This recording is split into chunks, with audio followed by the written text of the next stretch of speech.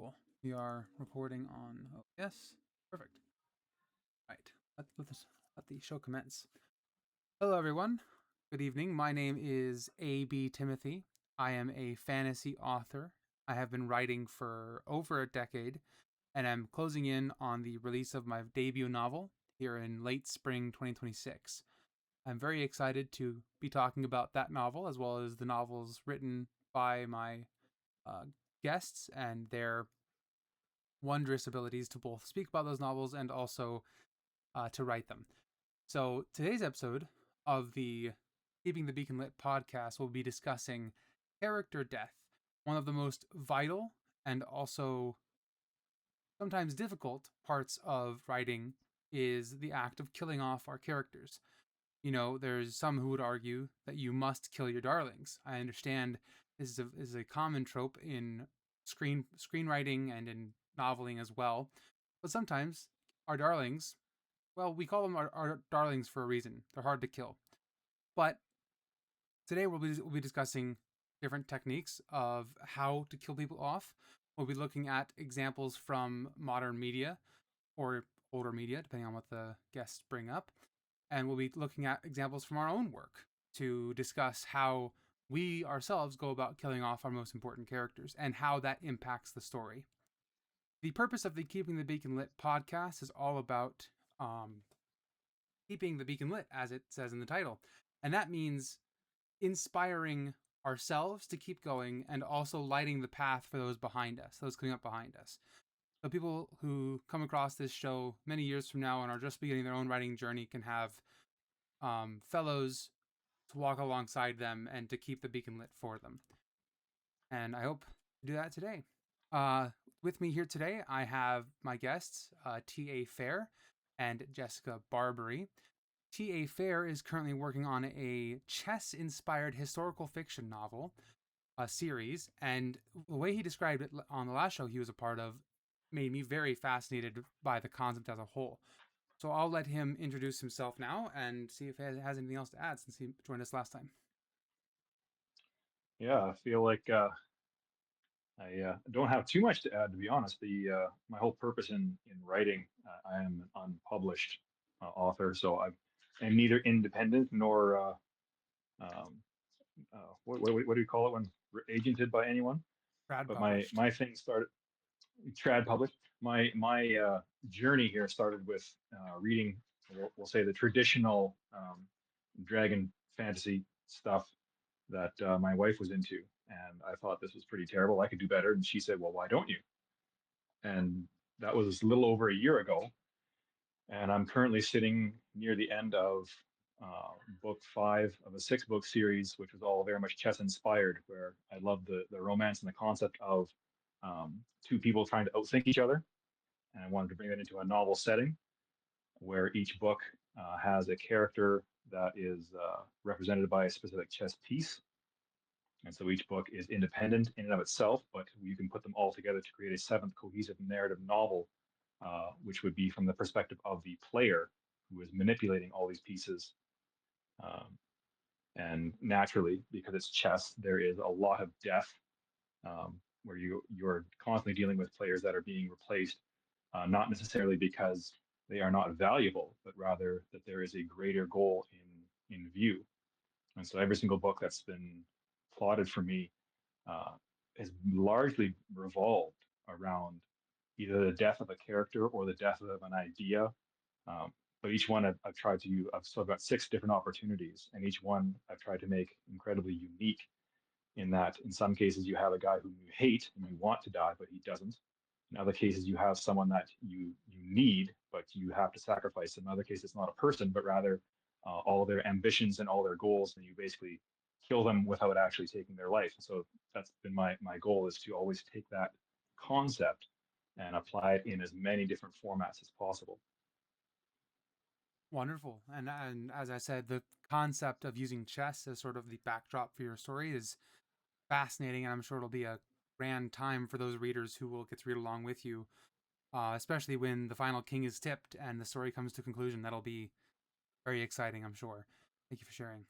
Jessica, we'll go to you next. You do have a new book you just announced coming out in February, which very exciting news. You just put out a um, cover reveal for that. So please tell us a little bit about that book that's coming out and talk about who you are as an author. Introduce yourself. Sure. So the book that I have coming out is actually the second in a series. So the series is called Sons. Oh my gosh, Sons of the Flame. And the the story is essentially I think of it as an anti epic fantasy because it's very much the undoing of an individual, bringing him stripping him down to of all of the things that he was before to create somebody. It's an anti-chosen one story, so it's fascinating in that sense. But I'm excited to have that one out. I'll have one more that I'm working on from there. It's actually a follow-on to a four-part epic fantasy that I've already released. And this is the story of that hero's son. So I have many books out at this point. And similarly to TA, I got into this because I was like not finding what I wanted or felt like I could do maybe things better than what I was reading. So hopefully Indeed. I've achieved that. But yeah. Sometimes we have to pick up the gauntlet and say we'll do it ourselves. We just Yeah. can't find the right story. But yeah, cool. Thank you for sharing. That sounds like an exciting twist on the trope. Cool. And then our last guest has joined us just in time for introductions. Timothy Robert is an author of a fascinating fantasy series where it's animals that have been anthropomorphized. At least they are on the cover. I don't know how much they are in the books, but there's some interesting interplay between the animal kingdom in his stories, and I'm sure many deaths as there are in the true animal kingdom in our world. Death is a way of nature. But yeah, so please, Timothy, if you'd like, introduce yourself, introduce your books, talk a little bit about what you're working on. And I saw that you were currently either editing or are just finishing up your first draft on the third installment of that mainline series that you're working on. So go ahead and talk about it. I actually got my final edits back today, so I'm just waiting on my cover artist to send me the final templates, and it'll be uploaded. So it'll be the third book in the Tales of Battle series, and my editors are also on my new Dragon book series that I showed the cover for, which is exciting. And then I have my poetry books, which deal a little bit with death as well. So all of my series and poetry kind of has death as an important factor. Very cool. Yes. Death is, like I said, vital to the animal kingdom. So it makes sense hearing that from you. And also storytelling generally is death is one of, sometimes it's a cheap trick used by authors to create emotion. Other times it's a very important plot beat that the story wouldn't work without it. Yeah, so let's just jump right into it. All of these authors have been on the show before, but some of them have new books they're working on, or perhaps new takes on things. So we will just go through all the questions as normal. The first and the last questions, for those who aren't familiar, just tuning in for the first time, perhaps. The first and the last questions are always the same. That way, we have a sort of general outlook on things by the authors. But then the other questions will be the more in-depth ones, getting into character depth. But we'll start with the first question, and we'll jump right in with Jessica's take. What is the main inspiration behind your current work in progress, or your recent publication? So that book that you're publishing in February, I'm interested to hear about if there's a different inspiration behind it, or if there's kind of more of the same, or go ahead and talk about it a little bit more. Yeah, so like I said, to me this story is an anti epic fantasy, and my goal with it, or my inspiration, was to ask the question, what happens to the children of the great hero? How do you rise, how do you make your own identity, and what if you can't? Like, what if you cannot rise above your parents and you are destined to essentially some degree of mediocrity, and how do you find acceptance with that? So a lot of the story is exploring that concept of somebody who has lived with the idea of the epic hero, who has marinated and basted in this idea of what it means to be great and aspires to that greatness himself, but seems to stumble and fall and struggle to make that a reality. It's partially on his own character, partially on circumstance. The world is very different that he's facing. So it's how do you accept what you have and find that it's good enough to be just good in that world. So that's really what I'm exploring with this story. Okay. Have you, and then if you'll grant me the bit of a tangent here, have you read the Wheel of Time series? I have not. Okay. Well, there are a few things in the latter books of that series, which I won't spoil because I know some here maybe are reading through it themselves. But there are some things in the latter books of that series that explore kind of what you're getting at with the children of the great hero and how they interweave themselves into the story going on past the great hero. Because usually the main story ends with either the death of the great hero or perhaps the final ascension of the great hero, and then what comes after that. So I'm very excited, and I probably will pick up your first book and read it because that's always been a fascinating thing for me, is asking those questions and looking over it. Very cool. Thank you for sharing. And Timothy, we'll jump into it with you. I want to know a little bit about this dragon book you're working on. What's the main inspiration behind that? Like, what inspired you to write about dragons this time around? Well, I did a post a long time ago that was like, should I just do a dragon? And a bunch of people said yes. But then there was a girl on Threads that posted a cover, and I bought it to write the story off of it. And then I did. And then I saw this cover from NA Bets, and I really liked, or I saw the artist for NA Bets, and he posted a cover like, man, I love that cover. And I went to his website. This is going to sound crazy to everybody. So I went to his website and I was like, oh, I can't afford that right now. And so I had like 5 minutes later, he messaged me, the artist, and was like, hey, someone just offered to pay for your cover. And I was like, what? Who? And he was like, I don't know. They said to tell you Santa Claus. And I was like, what? I was like, this is the craziest time ever. So it all started with a different cover, and now I have a totally different cover. But I thought, after Game of Thrones, I kind of tried to avoid dragons because I thought they were too popular. But I figured I'd mess around with it for fun. And it turned out to be pretty exciting because I guess, dragons are pretty versatile. You can do a lot with them.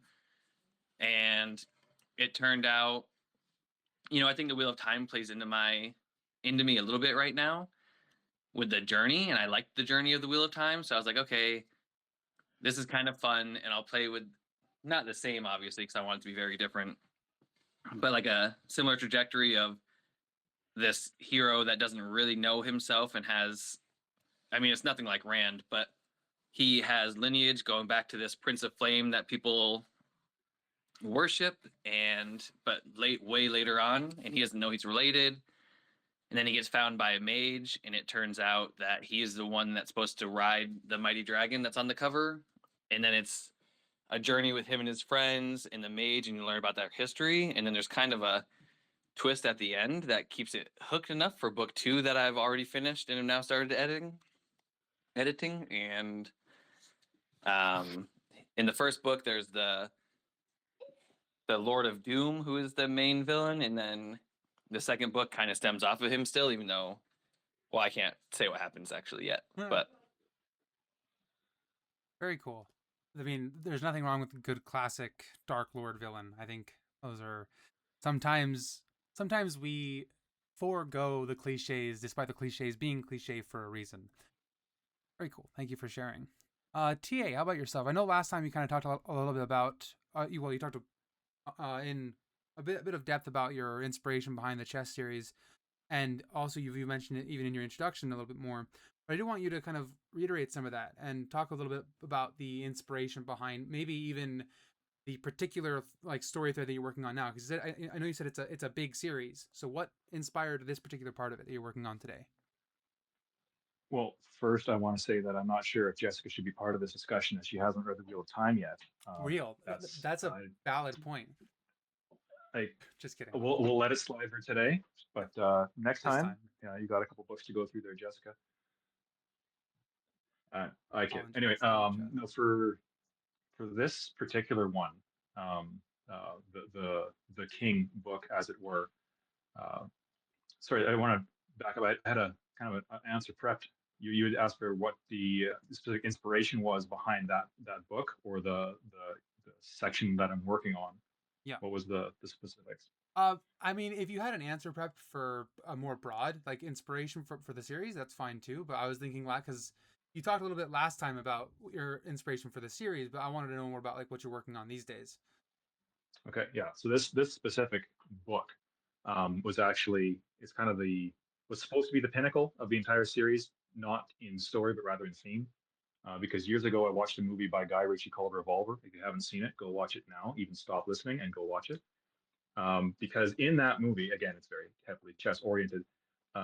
There is something going on in the background that you don't know, and you can watch the movie 3 or 4 times and you still don't know. And Ritchie says there's a theme here regarding chess moves, like with $13 bills and bags marked with certain annotations and stuff like that, where you don't figure it out, but you know that there's more going on. That was kind of the idea. And so with this specific book, I said, could you tell a story? This is years ago. I thought of this and never actually thought it would be possible. And now I see why again.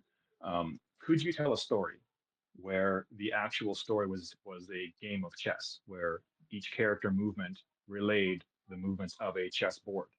And so I picked one of my favorite games, which is known as the Immortal Game. It was a game match between a guy named Kaiseritsky and Anderson that was played in 1851. There's a number of articles and videos on it if you want to watch that. It's a phenomenal game, even if you don't necessarily care for chess. But I thought, can I separate my book into so it'd be 40 some chapters, each one being a move of the chessboard, and tell a story that matches, so you can see which players are which and how the reactions go back and forth, sacrifices and reveals and that kind of thing. And this became that story that also now integrated into the entirety of the whole. And so that was kind of the inspiration behind it of, would this actually be possible to tell a story based on a game? That's awesome, and it sounds like you're doing just that. So, Well, I it's proven to be unreasonably difficult. I would not suggest anyone do it again. Like generally, I can write a book inside a couple of months, but this one, the last probably 5 chapters, I've had 5 months on it. It's just there's so much going on and so much planning and making sure things fit. That it's like I say, it's a nice experiment, but in no ways would I do it again. yeah. I mean, sometimes the biggest undertaking we undergo will be our best work. So I applaud you for That's the hope. undertaking this. Yeah. Cool. Well, with those introductions and inspirations out of the way, let's jump into the topic of today's episode: character death. So I want to know. We'll start with Timothy this time. Timothy, what character death in media that you've consumed, so like books you've read, TV shows you've watched, movies you've seen, do you believe has impacted the way you write death in your work the most? That's a very niche question, but I think you might have a good answer for it. Ooh, it's hard. It's between multiple Badgers and Redwall because their deaths were so potent in those books and so powerful. It's between them and Robb Stark in A Song of Ice and Fire, just because I think prior to A Song of Ice and Fire, at least mainstream wise, death was different in books, and I think A Song of Ice and Fire really exploded the canvas of what death can be and how it can be, and the ways that it can be done. And I think that really, stemming from the books I read prior into A Song of Ice and Fire, I think it really changed how I viewed death in books. But in Redwall as well, just the way that the author did those deaths and the purpose of them and the power in them was also just really well done. And I think both of those have equally impacted my view of death and writing death. Okay. Yeah, I mean Rob Stark. I've heard a lot about the death of Rob Stark, and of course I've only seen the clips from the show, but I can only imagine because everyone raves about how well George R. Martin writes his characters. So I can only conceptualize how cool, or maybe cool is the wrong word. You know, maybe cool is too light of a word, but how impactful the death of Rob Stark is on the page, even more so maybe than on the show. Very cool. And then we'll jump over to Mr. Fair. How about you? So, any death that you've seen, like in media, like read about in a book or something like that, that has impacted how you write death in your own work the most? They're kind of tough to find because generally I find deaths are poorly done, Sure. much like the way dragons are poorly done. And you have something that, I mean, opposite of dragons, everyone can identify with, and it's part of everyone's life is death. But for some reason, authors and directors seem to say, well, we have to make it, if it wants to be impactful, it has to be either grotesque or drawn out or something along that nature. And I find so many times less is more, where you either see it coming or it's such a shock that it kind of doesn't actually resonate. And so it's one of the hardest things to do, I find. So talk about the ones that have hit the most. The first one I thought of actually as a recent book was Matthew Cuthbert in the Anne of Green Gables series, because everything about it, you hate to see it, yet you realize that makes the story, and it couldn't have been done any other way. It couldn't have been done better. You have someone who is the gentlest, kindest soul that you love. He's by far my favorite character. And then having him die because, at least in the books, some banker made a terrible decision and ruined his life. And it's so visceral and real that you have now Anne, who's still the orphan with Marilla, a home now outside of the one person who I think truly understood her, and that kind of impact where the what was said was far more felt than actually on the page. Another example would be Lenny in Mice and Men, where a lot of people hate the book because of how that ends. But I found that that made everything because you saw something as inevitable. You don't want to do it, you hate it, but that's just the way it is. Another honorable mention, I guess, would be John Coffey in Green Mile. Those ones I felt were done exquisitely done well, uh, because you have the sense of perfect inevitability, yet you don't want to go through it. And after, on the other side of it, it's not a matter of you feel robbed because someone took something from you, but rather appreciative and more reflective. And that's kind of the way I see a good death scene should happen. Yeah, I've the death of Lenny in of Mice and Men was one of the first deaths that really hit me. In at least in written media. I read it for high school, and it even though it was one of those books that I had to read because my high school teacher told me to, like it was fantastically written, and it we got my high school. This is kind of a tangent. I apologize, but my high school class got to go see Of Mice and Men on a theater stage, and that seeing the book come to life with such accuracy and with the actors basically reading line for line from the book, that was awesome, and it really cemented how much that death hit. Yeah, I agree with your earlier idea of it's so often done poorly. I also agree with that. Thanks for sharing. And then yeah, Jessica, we'll go to you next. What what death have you seen or read that has impacted your own writing of death the most? So I think for me, most of what I had been exposed to was the standard issue like heroic death, where you have like Spock in the Wrath of Khan sacrificing himself, or you have like Zan from Farscape, similar sacrifice. And I feel like most of my deaths that I have incorporated have been a lot less, intentional or done in that way where it's a sacrifice. I like TA's inevitable like perfectly inevitable idea there. Most of the way I've perceived it is there's two essential threads. In my first series, I think most of the deaths are centered around this idea of inspiration from the Soviet Union and the way that they would execute people and just the senselessness of that. And then in this new series, it's more along the lines of consequences. Like people die because other people make stupid choices or bad choices, or their collateral damage in a greater thing than themselves. And that's I think the way I've chosen to go. Maybe a little more. I don't know if it's a real world than not. Okay. No, I know what you mean, and that's fine. I mean, real world death also has an impact on us as people, so I would expect it to impact us as authors too. Um, To answer this question for myself, I would have a hard time doing that. I think, ironically, the death that impacted my own writing of death the most, um, was probably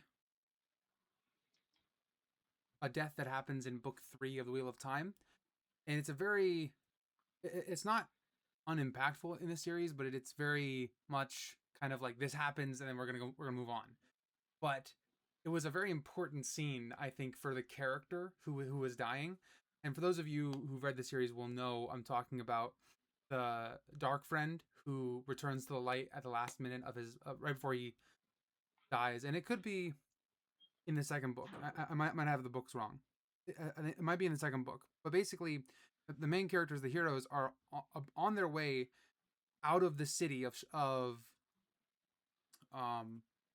nope, names are hard, but they're on their way out of a city where a battle is taking place, and they're being escorted by someone they don't know is a Dark Friend, except for, like, I think one of the characters knows who he is. And on their way out of the city, they get accosted by a bunch of bad guys, a bunch of um basically nobodies, but soldiers, nameless kind of red shirts, but they can't get out of it, so they're gonna probably die. And this character steps up and says, "No, I'll hold them off. You guys keep running.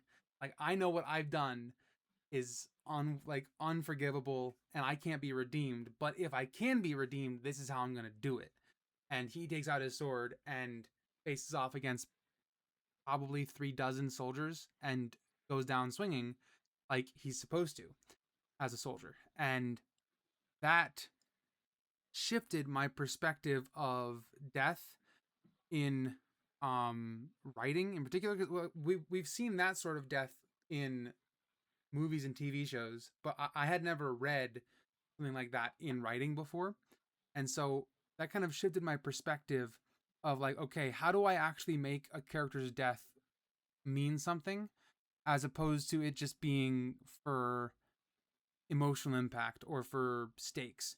I think me and a mutual on X were talking about introducing stakes with death, but at the same time making those deaths meaningful is important.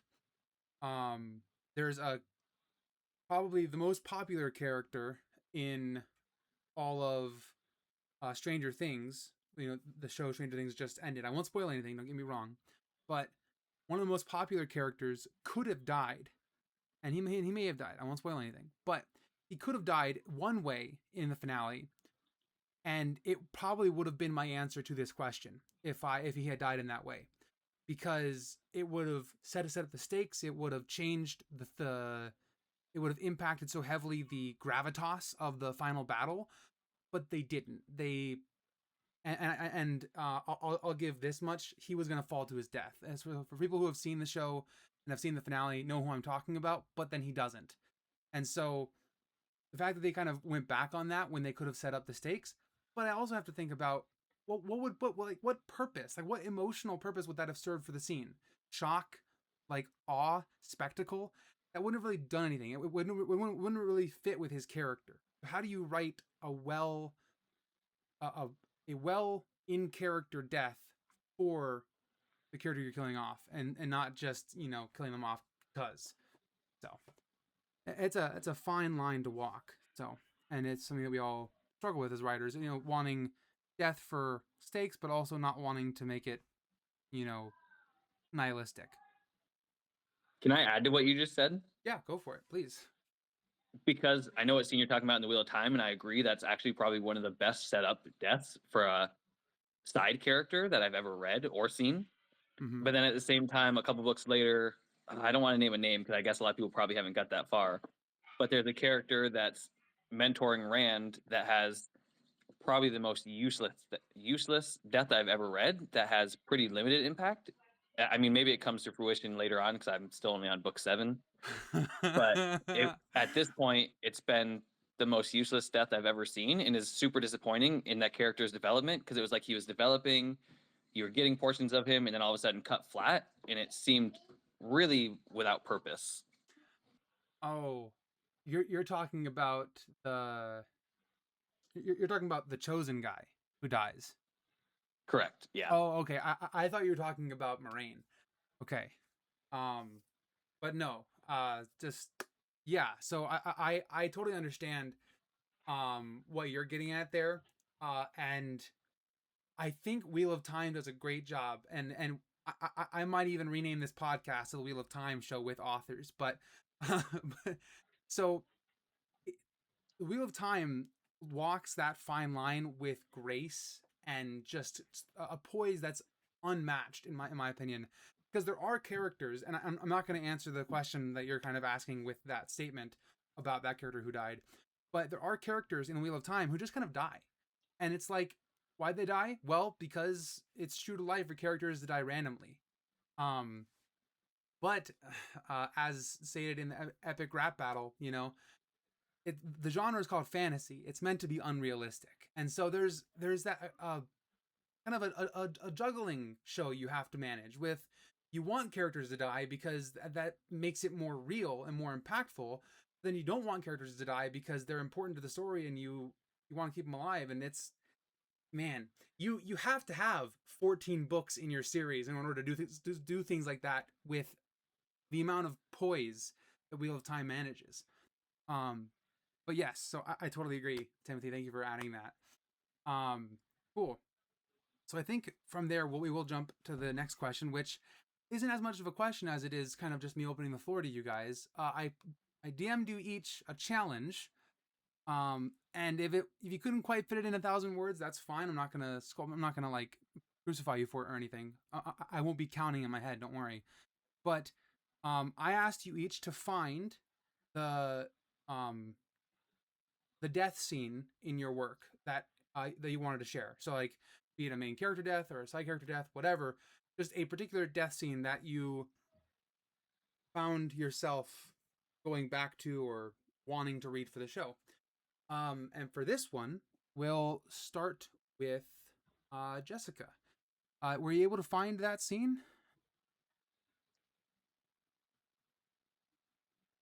You gotta click the right button. Sorry. Oh, yeah, no, you're fine. Yes, I have found a scene that I figured would be good to share. There is one that sits on my heart, and I know TA knows what I'm talking about, but I'm not going to read that because I feel like that would be a spoiler.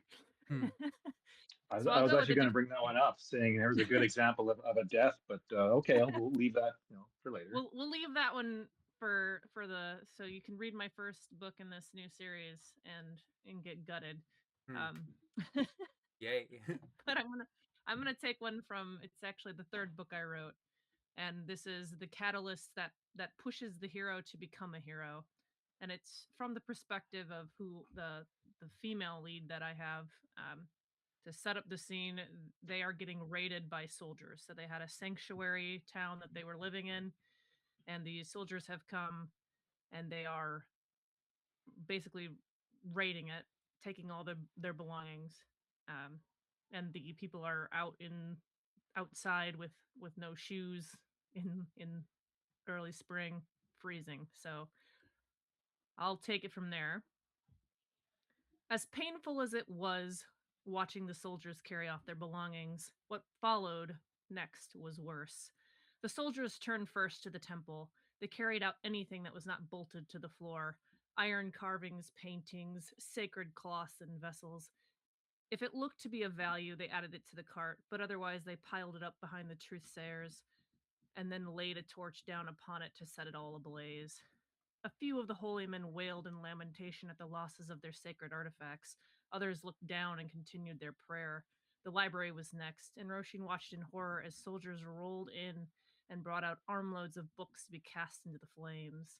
As the books were being carried out, the gray-eyed officer returned to the truthsayers. Roshin watched as he stopped for a time, watching the fire grow. He chuckled to himself in satisfaction, and then looked down at the men on the ground. It seems you have quite the collection of illicit reading material, he sneered as the fire grew behind the men. You can attempt to erase our histories, but Hulina here will see the light can chase out the dark, Calum countered confidently from before the fire. It seems your god is powerless to stop us now, and this is why your faith is meaningless, he hissed down at them before sitting up straight and tracing a gloved finger on the embossment of his breastplate. We pledge our fealty to a real man, a flesh and bone leader who can command an army. Your god is nothing but stories that have now been turned into ashes. Calum interjected. Our god has already sent us his envoy, and he is as real a man as you or I. The officer broke out into laughter at the assertion. Then where is he? He swung his body around as if looking for this unknown man. I don't see him. I see old men and women, and you are all helpless at our feet. Calum looked up at him and shook his head. We do not tremble before darkness, for we are the light. At this, the officer growled. You are a foolish man. You realize that, right? We have extracted our taxes from your community. Your debt is now paid. We have a problem with the contraband we have found here, but we would be happy to go and leave you here anyway, so long as you pledge your fealty to your true lord, Emperor Belenos. Calum set his face and growled back to the officer. My true lord is Hulinahir. And so you bring this upon yourself, this officer called out, and as he dismounted, drew his sword and reached out to pull Calum forward towards him and away from his brothers. Hold him! Bring him to his feet! He demanded of two soldiers came forward to each take an arm. Roshin watched with the rest of the women in silent horror as the officer pressed the edge of his sword into Calum's cheek. Who is your lord now? He hissed. Calum called out loudly, Hulinahir, bringer of light. The officer stiffened his back and then roared in a rage, Wrong! And with that he drove his sword forward, just enough to slice through the flesh on his cheek. Calum cried out in agony, but the officer simply brought his blade to the other side, and in an ice-cold tone asked again, Who is your lord? Again, Calum responded, Hulinahir, though his words sounded garbled from the blood pouring into his mouth. Again, the officer pushed the blade forward. Roshin had to look away as this continued, tears streaming down her face. The officer next drove his blade into each of Calum's shoulder, and then each of his feet. The wisest and the holiest guide Roshin had ever known was being punched full of holes for no foreseeable reason other than the spectacle of doing so. Finally, the officer pressed his bloody blade against Calum's chest and asked for a final time, Who is your lord? And for a final time, Calum managed the words, Hulinahir, though it was little more than a croak. The officer again roared and plunged his blade forward into the old man's heart, and Calum sputtered and collapsed on the ground for all to see. This is what fealty to your false god will get you, the officer trumpeted towards the women before turning back to the remaining truthsayers and taunting them with a loud, Who's next? It went like this man by man, as each truthsayer was brought before the officer.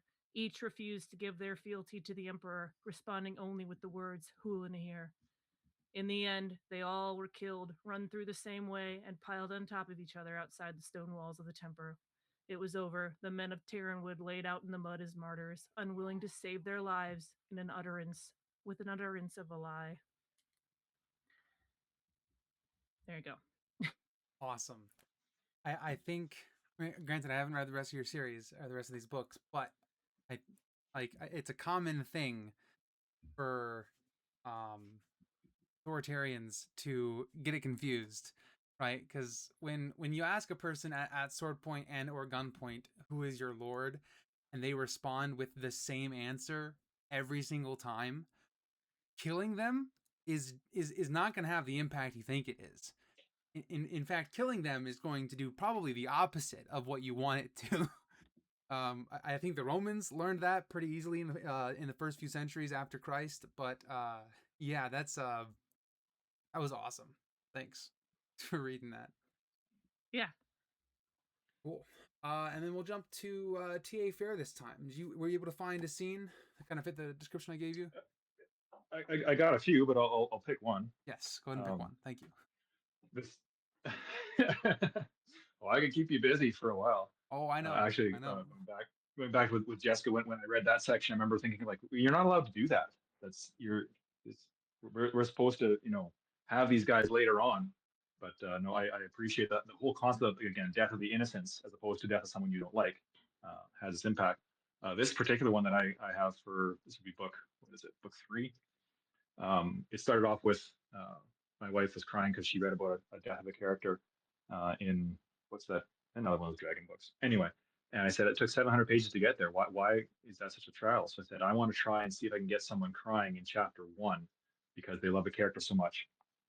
So that was kind of the background behind this. And so I spent the first 2,000 words of the passage dealing with a man and his wife and their 2 daughters and kind of their idyllic life in kind of a nondescript Victorian England estate.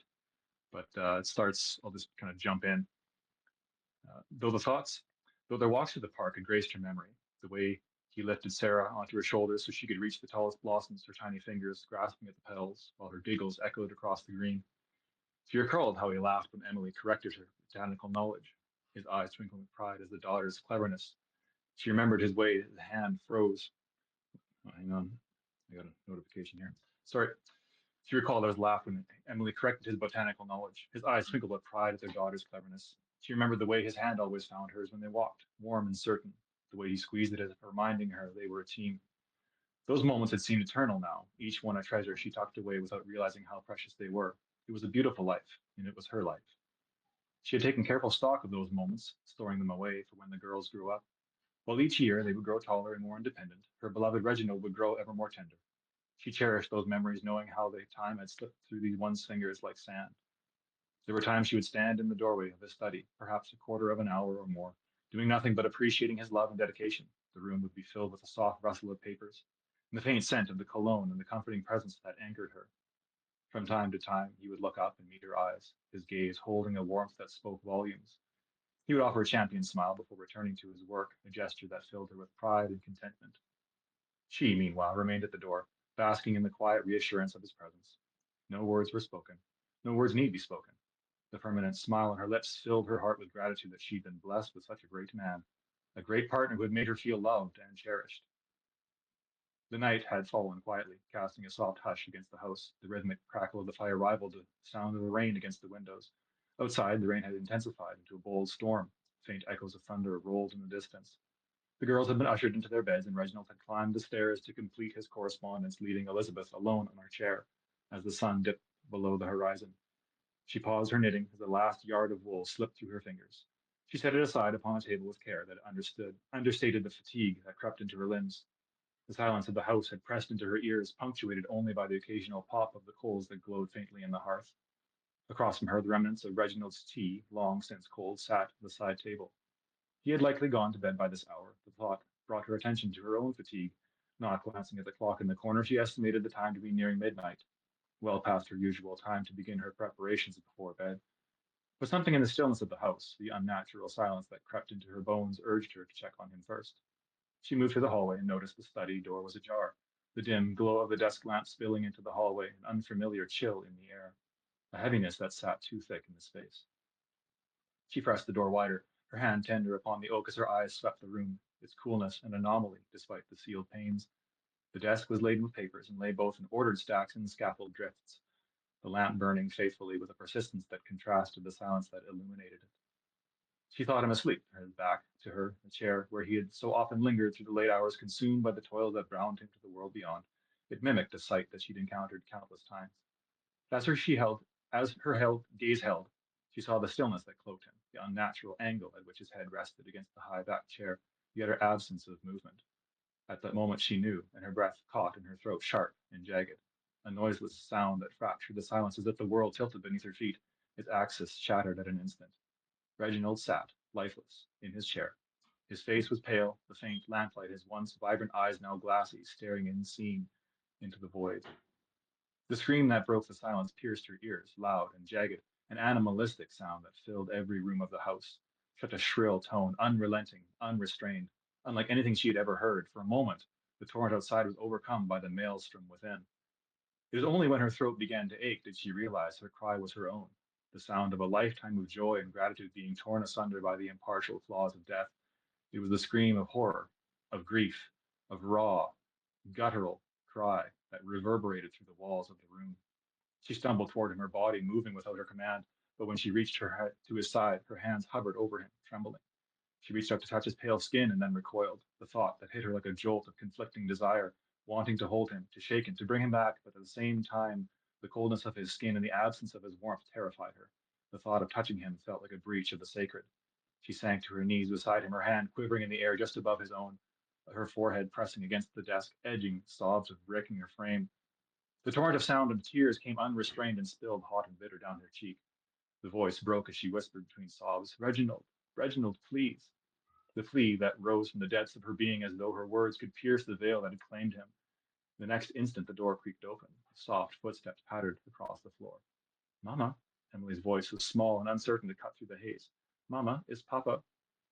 The girls appeared both in their nightgowns, their eyes laden with sleep, and for one terrifying moment Elizabeth could not speak, could not stop them from seeing him like this. Emily stood in the doorway, her gaze drifting from Elizabeth's tear-streaked face to Reginald's body slumped motionless in the chair, her little brow furrowed in confusion. Mama, she asked, more insistent now, what's wrong? What's wrong with Papa? Sarah stood beside her, clutching her doll, her tiny fingers pulling at the hem of her nightgown. Mama, she echoed, her voice a soft, puzzled murmur. Before Elizabeth could respond, Agnes came to the room, her presence as swift and purposeful. Clothed in her nightgown, replete with bonnet, her face went pale as she saw the scene, her breath catching in her throat as she saw the lifeless Reginald. A brief shrill came to her mouth before she caught it with her hand. A fervent resolve, she calmed herself, her attention directed toward the two girls standing before her. There was no panic in her actions, only a practiced calm originated from a life tested in the crucible of life's harshest realities. Come along, girls, Agnes said firmly, though her voice was quiet. Come with me now. She gently but urgently ushered them away, her voice soft but insistent. Papa's just very tired. It's late. We must let Mama be alone for a bit. It goes on, but that was kind of the general idea. I wanted to have a death scene that wasn't necessarily the death of the character so much as the reaction to the death of the character. Yeah. That, yeah. So, clarify something for me. And maybe it might be a spoiler. I don't know. So I'll just put it in one or two categories. Was it a natural death or unnatural? That's to be determined. Hmm. But the whole purpose is her husband, he had dealt with a lot of things that she didn't understand. And with his death, it forces her to put herself into his position, only to find out that he was not the man that she thought he was. And that's kind of the catapult of chapter one into the whole story of this Elizabeth, who was just this docile housewife, now becomes something far more that she didn't realize that she was even capable of. Interesting. Very cool. That's quite the hook. Thank you for sharing. All right. Timothy, were you able to find a passage of kind of fitting the description I gave you in that message earlier? I totally forgot, but I did find one about death that, I mean, I just was flipping through my book while everybody was reading to find one, if that counts. Totally. That works. Okay, this one's not as elegant, and it's not one of my deep ones, because I don't want to spoil that for anybody that hasn't read it, but to my son Maka for single-handedly taking down an enemy in Mortal Kombat. He dropped his armor, his soldiers told me. How honorable he is, and powerful too. Cheers, a fatter soldier stood up and raised his mug. Others followed and started to chant Maka. His brother Marzin sat and glared as they all chanted his bastard brother's name. His glare grew more intense as they didn't mention his. His face fumed with jealousy and anger. People came up and shook his brother's hands. In a fury, he removed himself from the head of the table in the room where almost no one noticed. The festivities continued through the night with cheers and drunken stammer. Brothels filled, inns filled, and the capital was alive. During the night in the yard outside the hall, Maka was reenacting his battle. Marzin walked toward him at a quick pace. Brother, I was wondering where you went. Maka went to hug him. Stopping dead in his track, Maka's eyes widened as he felt a long dagger sink into his gut. He looked down to see his brother's hand against him and looked back up into his eyes. Why? Maka asked. You're a dirty bastard. I am the prince, not you. No one should even know your name, and now they never will.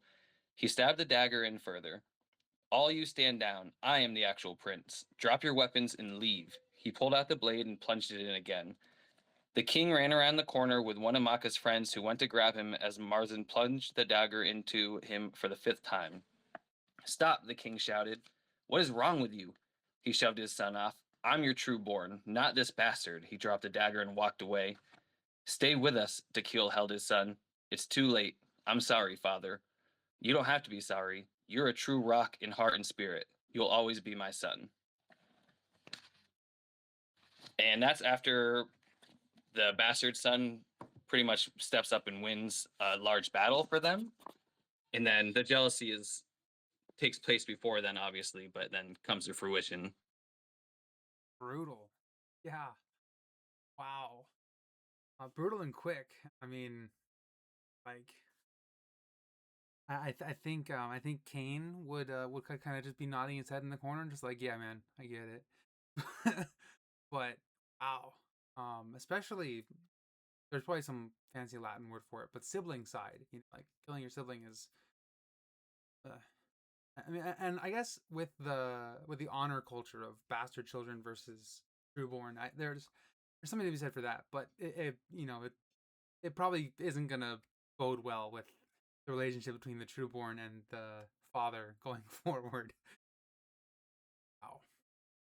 All right. Well, thank you for sharing. That's which book is that from? Is that from the first one? Yes, it is. Okay. And that's your Tales of Battle series, right? Yeah, it's the Fox, the Jaguar, and the Mysterious Island of Tales of Battle. Nice. Okay. Cool. Well, yeah, definitely. Man, so many great books I have to read now.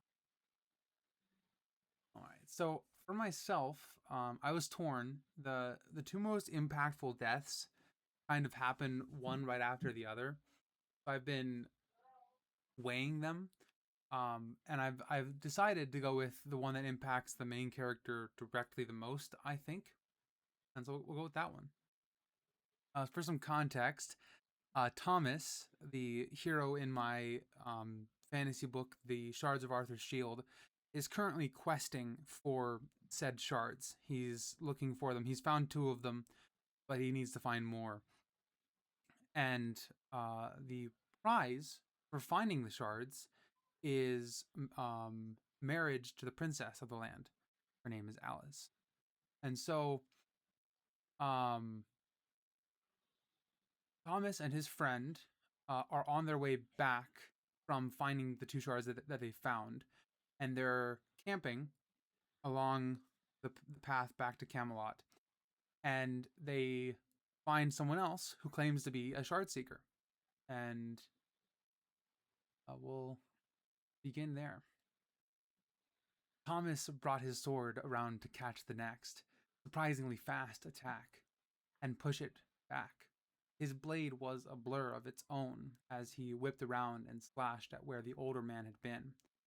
Thomas just managed to dodge the next blow, but if you asked him how, he could not tell you. He blocked another strike and kept the man locked in a bind, trying to close the distance so he could grapple with him. There was no way Thomas was going to be able to land a blow on his assailant. Thomas brought himself shoulder to shoulder with his would-be assassin and held the bind as tightly as he could. In a quick motion, Thomas picked up one hand off his blade and swung it up over the man's neck. Now that Thomas had hold on him, the man would not be able to speed away as he had before. The pair fell to the ground, fighting for control of the grapple. Their swords fled their hands as they were too close to make good use of them. Thomas felt the older man's first fist connect with his face and returned this attack with a fist strike of his own. He was straddling the older man and felt his knuckles crack the man's jaw. The dimming sky was lit by a streak of lightning that masked the sound of Thomas's punch connecting. Then the sky opened. A wave of ice-cold fall showers fell on the fighting pair of men. "Why would you kill us?" Thomas cried as he grabbed the man's collar and lifted him up. He shook the assassin's head and while he laughed. "Answer me! What do you suppose will happen when both you and Jonathan return, eh?" He laughed again. "Do you suppose you will share the princess? She will be your wife half the year and his the other half, like some perverted Persephone?" Thomas screamed, water running off his chin as he laid another 3 punches into the man's face. "Your tongue is forked, like the great lizard I have already slain." "Forked tongue?" The man spat a mouthful of blood at Thomas before laughing again. "Do I speak some untruth? Tell me, what did you think would happen? The princess, by law, can only have one husband. Did you think they would just let him live? You tried to divide us. You seek to put a wedge between me and my companion." Thomas punched him again. The rain poured like sheets of ice now, freezing Thomas and turning his opponent's lips blue. "Kill me then. Silence my forked tongue, boy." He struggled to get free, but Thomas had the man's arms pinned to his sides with his legs. "I see the struggle in your face, boy. Let me make it easier for you. I will not stop until you are both dead. I will never sleep until I've killed you both, taken your shards, and been crowned steward of Camelot. I can just tie you up and drag you back with us to Camelot," Thomas argued as he took his sword back up and held it to the man's throat. He slid his legs off the man's middle section and stood, keeping his blade point at the man's throat as he spoke. "Come on, then. Run me through, boy. Because I promise, the moment that blade is away from my throat, you will suffer for it." The man's voice was menacing, but much less fearsome than the dragon's had been. "No." Thomas again refuses him. He instead looked to Jonathan, who he could only barely see through the sheets of rain. "Jonathan, get a rope. I need your help." The other boy tried to move, but as he stood, he crashed back down into a heap, crying out in pain as he fell. The cry of pain made Thomas turn his head for a moment. That moment was too long. The assassin, whose name Thomas had never even gotten, wrenched himself away from the tip of the boy's blade and pulled a dagger off of his belt to lunge at Thomas. Thomas was able to turn and sweep his blade downwards, push the dagger away out of his assassin's hand. Thomas watched as the man jumped for his own blade, still lying in the grass. In a blink, he was bringing the blade down in a diagonal strike against Thomas's neck. Thomas felt his blade come alive in his hand and move before he could even form the thought. His blade rebuffed the assassins and paused in the high guard. Thomas knew he had no other choice. He twisted the blade around and brought it through in a quick strike across the man's throat. The boy paused, his blade still in a wide guard at his left hip, as he watched the man's neck open and spray blood across Thomas in the grass. The warmth of the assassin's blood gave Thomas's skin a refreshing heat before it was washed away in the next torrent of rain. What have I done?" The boy from Alnwick threw his blade aside and saw the glowing, fiery letters on the blade as it landed in the dirt. The assassin smiled, even as he grabbed his throat and stumbled to the ground. Thomas dashed and caught the falling man. The man was smiling, with bloody teeth and a laugh in his eyes as he died in Thomas's arms. "Help! Help!" Thomas cried, looking around. The world was black with rain and low clouds. "Someone! Quickly, help!" There was no response, no magical figure walking out of the rain to aid this dying man. The dying man's hand fell away from his throat, and the flow of blood began to slow. No, no, no! Thomas pressed his hands into the man's wound, but then realized why his hand had fallen away. There was no pulse. He set the man down on the ground and stood with his arms with his armor, hands, and face covered in blood for only a few seconds. Even as the rain washed him clean, he felt the blood burning its way into his soul. He had killed Dean. So, sometimes character death isn't about necessarily the character who's dying. Sometimes it affects, in large part, the character who's doing the killing.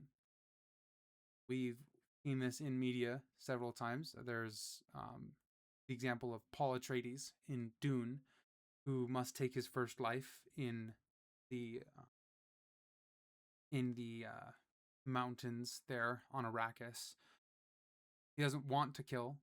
He doesn't feel like he has to kill, but the honor culture of the people in Arrakis demand that he must kill. Much like how in my story's case, there was no other choice. He was going to be accosted by this assassin until one of them died. So he made a choice that now, at 16, this young man will have to live with that choice for the rest of his life. And so I think it'll be interesting to see how his character grows from this or deteriorates, and what impact this has on his character going forward in the story. Now, with that, we will jump to the next question. So, as I've sort of just done, I've kind of explained a little bit about the death and the purpose of it, how it will affect my character's story going forward, and it will change who he is fundamentally as a person. I want to hear the same from you. So, I think we'll start with Timothy. I kind of asked about it a little bit, or kind of talked about it a little bit when I responded to yours. But I do want to know, how does that basically assassination from the true blood to the bastard son, how does that affect the characters going forward, and what purpose does it play in the story? Well, it's actually one of the minor storylines, but it does have an impact on the kingdom, which has an impact going forward to when that kingdom goes to a larger war in book 3, which is the king and his trueborn son are obviously at odds at that moment. And the mother plays a really pivotal role playing the two against each other, which then leads to another pretty terrible scene, which kind of decides the whole fate of the kingdom from there. So that one's pretty straightforward for the most part, except for the mother's part, which is kind of diabolical. And then that goes into book 3, where it ends up going into book 3 where the kingdom has to decide which side it's on between the two. Between the trueborn and the king? Well, that gets settled in book 2. There's a part where the mother makes sure that's settled, and then how she settles it basically gives her control of the kingdom for the most part, and then that plays a part in what side they take in a much larger war. Okay, now I got it. Very cool. So, how about you, Jessica? Those, all of those clergymen being slain, how does that impact the rest of your story going forward?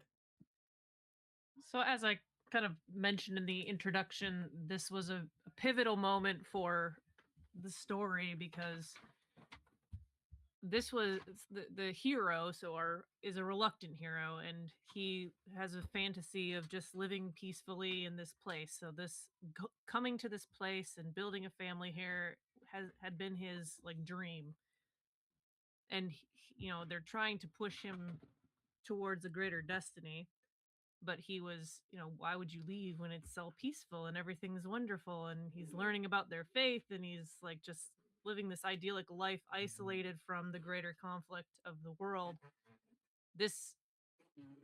The whole decimation of that peace and that community, and the death of his mentor, and this idealized idea of what life could be for him, pushes him to action.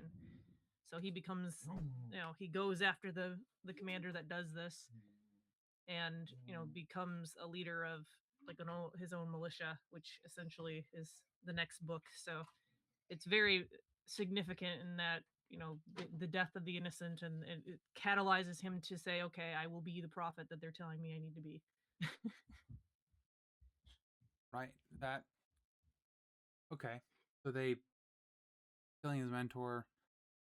Okay. I like it's a very well established idea, and I think with what I've seen of your writing, you're more than capable of executing on it, and I think you probably have already executed on it. So you know, I just haven't read it yet, so I'll get there. But very cool.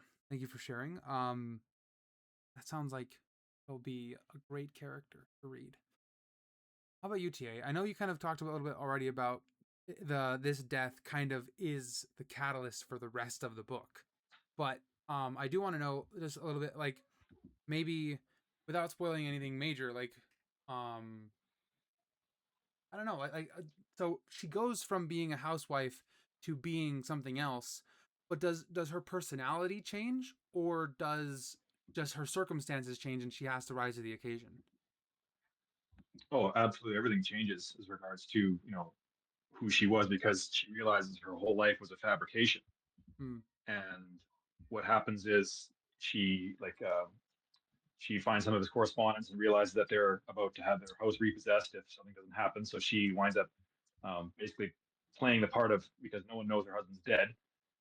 And because it's a Victorian, 1860s, you can effectively just sign your name to something and it works. You don't have to have this in-person meeting. Hmm. And so she winds up getting involved or finishing what she thinks is her husband's deal that will net them some money so that she can figure out what's going on, which winds up obviously dragging her further into this. And then, as I say, she finds out her husband isn't just a regular old merchant. It forces her to now play both sides, because her nanny Agnes in that particular scene is kind of her, I guess, moral compass, as it were. And she's got two daughters, um, 5 and 7 or so, and she has to maintain this domestic house life while also realizing that she is now involved with a lot of very powerful men that want more than just money. And then she finds out that she's actually quite talented at this. And how do you not get sucked into this whole system of, I could do this and have so much influence and authority, yet at the same time, all she wants to do is, be with her kids, read them stories, and crochet by the fire. And you have this vast chasm of who she was in the first bit of the book. She wants to retain that, but all the circumstances are basically pulling her to become something that she's not. And that's the whole inner turmoil throughout the entirety. And then it culminates in her trying to escape this life. But the question is, at what cost? You've already invested so much that it's not going to be just, okay, clock out and be done. Yeah. That that sounds a little bit like um, Walter White from Breaking Bad. He is I love that character transition. Yeah, he kind of is forced into this role due to his circumstances, or I mean, maybe not forced, but like it's a way out that he sees and he takes it, and then he realizes as he takes that way out that he's good at it, and so even after I won't spoil what happens with his character, but even after what happens with his character, he doesn't want to stop because he's like, I'm good at this. I make a lot of money. I can support my family really easily doing this. But then, of course, with what happens at the end of the show, it happens. So that okay, yeah, I like where you're going with that, and that is definitely a really cool um hook. I already said earlier that the death scene itself is a really cool hook for the rest of the book, but that idea of how the character leans into the life that she didn't know she had to live, that's really cool. Awesome. And then I've already talked about a little bit on my end what purpose it plays. The first life taken by a character, especially a young hero character, is a very monumental scene, and I mean as it should be, because it changes you. I don't think anybody who's even met someone like a war veteran perhaps, or someone who's taken a life, can with a straight face tell you that, oh no, yeah, taking somebody's life, you're totally the same person afterwards. You're not. It changes who you are fundamentally, even if you do it in self-defense. Sometimes tragically, um, yeah, that'll be exciting to explore.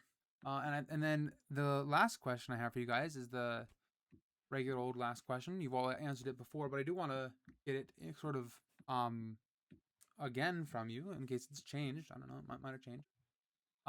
We'll start with I think we'll start with TA Fair on this one.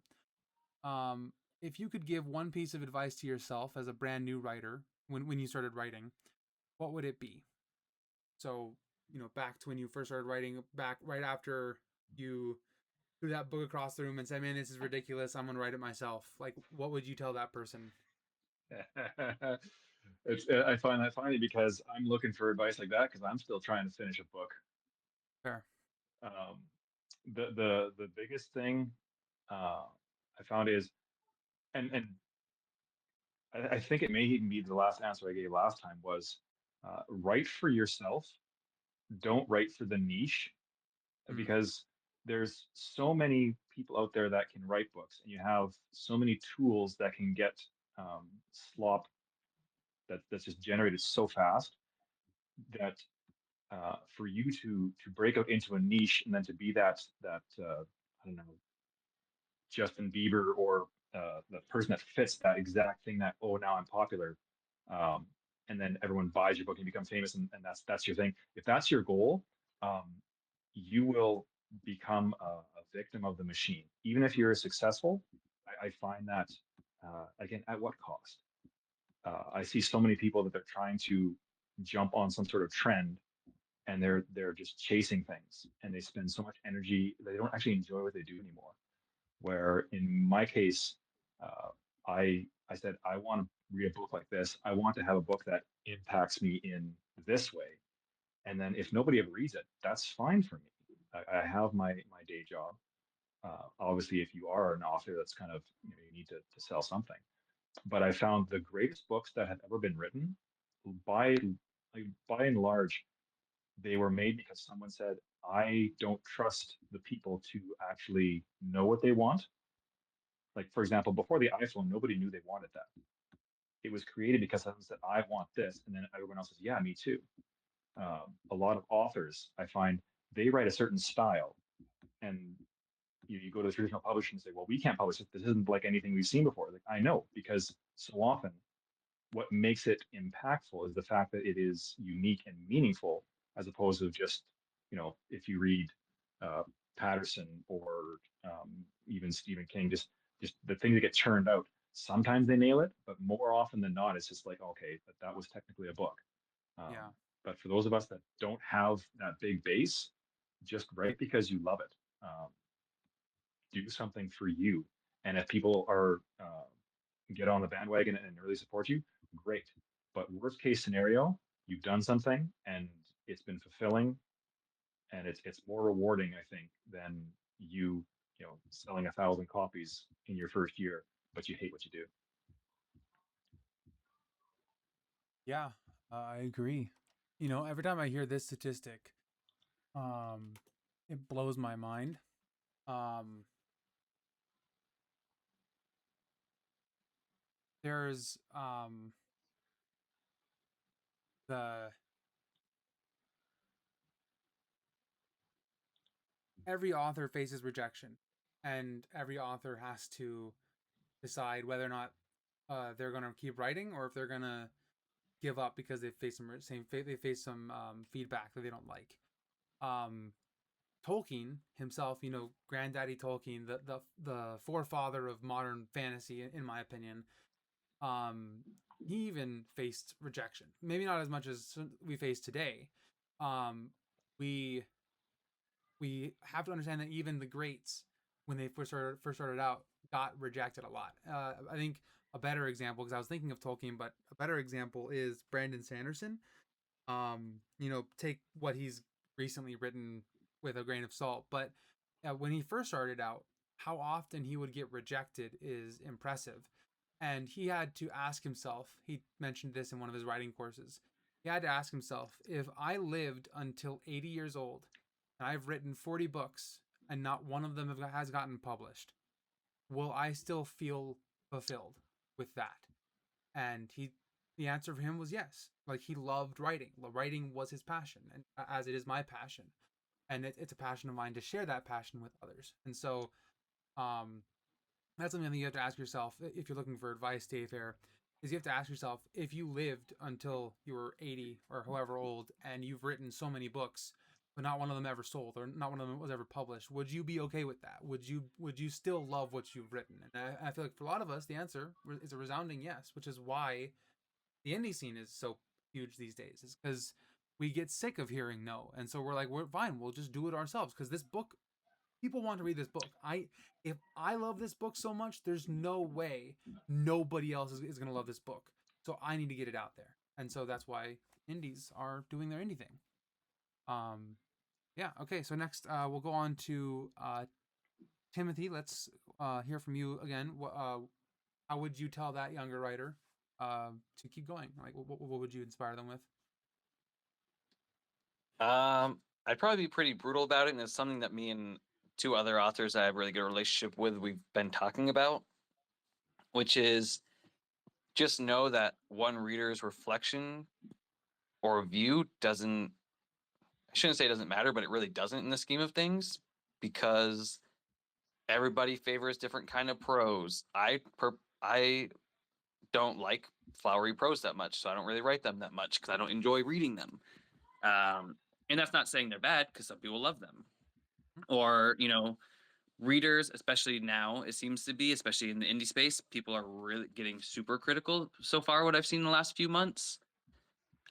So just like picking anything apart from character development or from plot, and not to say, I mean, critique has always been a thing and it always will be a thing, but just to know that someone's critique really doesn't mean all that much in the scheme of things, letting one person, and we see this a lot of authors, just including myself, get really down after a bad review, and then you get a great review, so it's like the roller coaster. So just, I think, and university did prepare me for this to some extent, but the critique that you get in university is much more constructive, even the negative critique that you get, and it feels less of an attack and more of helpfulness, more of kindness than obviously what you see on social media from a bunch of strangers that you're not sitting in a classroom with every day of the year. So just knowing that one review isn't, even 20 bad reviews is not the end of things. I mean, I go and look at things like, and I think looking at other people's negative reviews has been super essential. Like, I look at fellow indie authors' negative reviews. I look at things like Outlander and Game of Thrones. Everything has these really like super negative reviews, and I think doing that from time to time is really beneficial. So I think just knowing that a review isn't the end of the world, people's opinions are just their opinions. Write what you want, and then if you want to go and read some negative reviews of other people, to not necessarily make yourself feel better, but to feel less alone, less alienated in that and in your work, then do that. 100%. Yeah, not feeling alone is big, and I think that's also why community is so important. There's another author I had on here a few weeks ago who would have told them, their younger selves, find a community quicker, because both for the negative feedback and for the positive feedback, like for example, Timothy, you and I, we know a bunch of indie authors because of our community, our circles that we've built here on X, and so we can go and look at their negative reviews and feel, sometimes it's a bit of Schadenfreude, if we're being honest, but also it's constructive. Like, we can see that, what did they do wrong with their book? What did we do wrong with our book? How can we improve? But then also sometimes it really is just cathartic to be able to feel, okay, phew, it's not just me. I'm not alone. So totally. Thank you for sharing. And Jessica, how about yourself? If you could give your younger writer self a bit of advice. Yeah, I don't know if this is what I said last time, but I'll say it again. Would be to slow down. Hmm. Like, I feel like I was in a very big darn hurry when well, part of it was that I didn't know a lot about publishing, about process, I didn't take a lot of time to really learn what I was doing. So I feel like when I first published, I made mistakes and I ended up having to go back and I ended up having to like re-edit my first book and then go and redo covers. And I feel like if I would have taken more time and not been in such a hurry to necessarily get it out and learned more and genuinely just spent more time building a community and taking advice from other people, then I probably would have saved myself a lot of headache in that regard. So yeah, taking time to get educated, learning more about the craft and doing it right the first time would have been my advice to myself. Yeah, totally. I Good would lead. like to say, just to go off of that, that getting trapped in the rat race is one of the probably the worst parts of being an indie author, especially the more into the community even you get, because you see everybody else, pushing things out or succeeding or doing so great that you want to really get in on it. And sometimes I feel like I along with others, we get lost in that, not the race necessarily, but the urge to just push it out without sometimes thinking it through. Mm-hmm. Yeah. And taking your time is important. I mean, like I said at the start of the show, I've been writing for over a decade, and I'm just now getting around to publishing my first book. So I've been taking my time, learning the trade, as it were. Um, you know, like okay, allow me to use a video game example here. In a game like RuneScape, which many of us I'm sure are familiar with, um, you take an axe and you go out and you find a tree and you chop it down, and then that gives you experience points towards um, your skill in tree chopping. Wood cutting, I think it's called. And so, really, that's a really good example of what it's like being any kind of artist or any kind of tradesman. Even just the more you do something, the better you inevitably get at it. So the advice that I always tell myself is just write. Just write anyway, even if you're feeling bored or feeling sick of it or whatever. Just keep writing because you need to write, and it's what you do. It's what you love, even if you don't love it right this second. Um, and the more you do it, the better you get at it. Especially if you keep reading alongside it. Um, like I recently found a 3x5 card that has some of my first ever writing on it, some of my first ever fiction writing, which was fan fiction. And I read through it again, and man, it's rough. It's rough to read, but it reminds me of how far I've come. Using that same RuneScape example, eventually you get to the point where you're cutting down um, level 75 plus trees with an end game axe, and you have to look back and think, wow, I started with a little rinky dink iron or steel axe, and I was cutting down trees, like just no name trees, and now I'm doing this really big, impressive thing. And so that's the same for us. We have to be able to look at our old work and say, wow, yep, that was bad, but it helped me get where I am today. If it wasn't for that 3x5 card, I probably wouldn't be an author today. And so I have to respect it, but I also have to acknowledge that it wasn't great and that I've improved. But yeah. Now we're getting to the end of the show, so I do want to give everyone a chance to shout themselves out.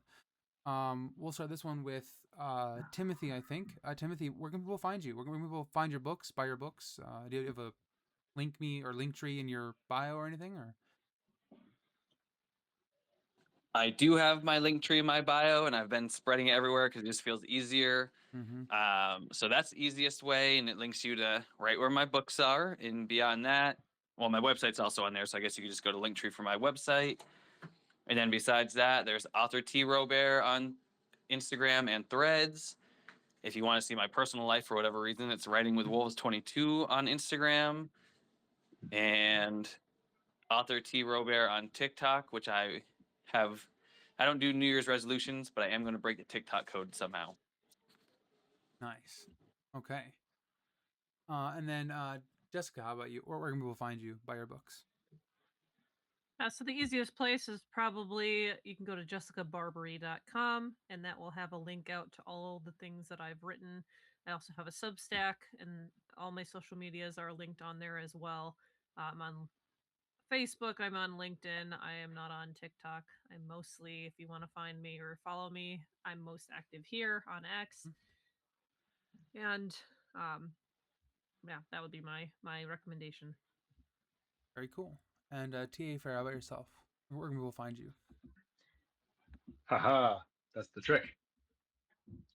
Well, I I, I have started this whole Twitter thing just because I thought, hey, let's see what happens. Um, Going with what you guys have talked about, getting a group of people and a community first before you actually do anything. That's actually where I am right now. I don't have any websites. I don't have any public material. I don't have any nothing. It's not because I don't necessarily think I could, but I want to have my material set up and at least secure before I start moving into those things. And in the meantime, uh, potentially try and generate a following, which is obviously much harder than most people would like you to believe. totally. So unfortunately, as far as you can follow me here and you know you can read all my banger posts that reach 20, 23, 24 people at a time. Um, but when I actually start looking at putting ink on paper, I'll almost certainly have something. Totally. Well, I mean, yeah, I wouldn't expect you necessarily to have a book out yet because you've told us that you don't, but that's okay. Neither do I. So I'm an author hosting an author show who's not actually a published author yet. So you know, I mean, You technically could just I am think a on published the author, but playbacks when you say back when, it'll exactly, sound so good. exactly. But yeah, so for myself, you can find me here on X at AB Timothy Author. I am most active here social media wise. I'm looking at probably ramping up my Facebook stuff as well. You can find me over there again, AB Timothy, comma author over there.